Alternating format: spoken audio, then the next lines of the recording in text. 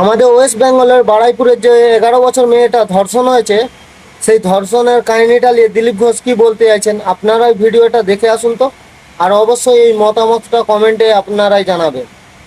আর এইভাবে যে দিলীপ ঘোষ এই রেপিস্ট কেসটাকে নিয়ে হিন্দু মুসলমান করছে, আমি শুভেন্দু অধিকারীকে একটাই কথা বলতে চাই, আমাদের ওয়েস্ট বেঙ্গলের মুখ্যমন্ত্রীকে, যে তোমার পার্টি থেকে এইসব ছ্যাঁচোর দিকে বের করে দাও।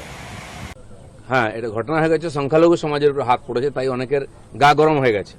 দিনের পর দিন হিন্দু মহিলারা রেপ হয়েছে, মার্ডার হয়েছে, আমাদের কর্মীরা মার্ডার হয়েছে, বাড়ি ভেঙে দেওয়া হয়েছে, কাউকে যেতে দেখিনি। মুসলমানের গায়ে হাত লেগেছে, গা পুড়ে যাচ্ছে তোমাদের, এত পীড়িত কেন? মুসলমানদের ভোট পেয়েও জিততে পারেনি তোমরা। মানুষ ভোট দিয়ে আমাদের জিতিয়েছে, সরকার চলছে, মাননীয় মুখ্যমন্ত্রী যেটা বলেছেন সেটা করেছেন এবং তিনি নিজে দেখতে যাচ্ছেন। মমতা ব্যানার্জি, বুদ্ধদেব বাবু কটা লোকের বাড়িতে গেছিলেন, পীড়িতের বাড়িতে? বাগটুইতে 10 জনকে পুড়িয়ে হত্যা করা হয়েছে জ্যান্ত, তারা সব মুসলমান ছিল।